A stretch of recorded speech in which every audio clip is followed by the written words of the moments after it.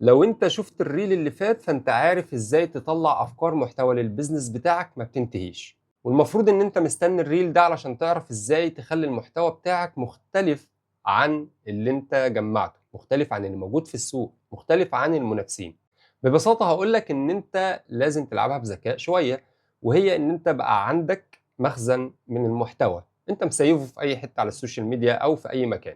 كل قطعة محتوى من اللي انت مسيفه ده ليه هوك، ليه موضوع بيتكلم فيه او انجل بيتكلم منها، وليه فورمات طالع فيه. ولنفترض ان انت معاك 10 قطع محتوى، في 3 عوامل قلنا عليهم، هو الهوك والفكرة او الزاوية اللي بتتكلم منها او الموضوع يعني، والحاجة الثالثة وهي الفورمات. فانت تقدر تلعب على اي حاجة من ال3 دول او تلعب على ال3 مع بعض، وهي ان انت تغير الهوك وتطلع بنفس الفكرة او الزاوية بنفس الفورمات، او ان انت تطلع بنفس الهوك تغير الموضوع او الزاويه وتثبت برضو الفورمات، او ان انت تثبت الهوك، تثبت الموضوع او الزاويه اللي انت بتتكلم منها وتغير في الفورمات. فبالتالي انت معاك 3 في 10، يعني ب 30 فكره محتوى تقدر تطلعها النهارده. ولكن هنا في حاجه اخيره انا هقول لك عليها، وهي دي فعلا اللي هتدي قيمه مضافه للمحتوى بتاعك، وهي ان المحتوى بتاعك يكون حقيقي، والاهم ان هو يكون طبيعي.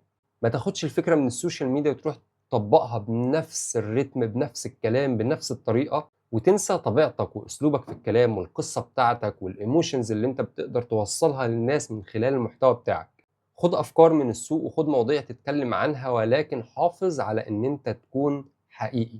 أنت كده عرفت إزاي تجمّع أفكار محتوى ما بتنتهيش، وإزاي إن أنت كمان تضيف ليها قيمة مضافة عشان ما تبقاش شبه المنافسين، ولكن ناقص لك خطوة كمان، وهي إن أنت تحُط الأفكار دي على funnel استراتيجي يحقق لك الأهداف بتاعتك، تعرف من خلاله إزاي توزّع المحتوى بتاعك وتنزّل إيه، إمتى وإزاي. وده اللي إحنا هنعرفه في الريل الجاي.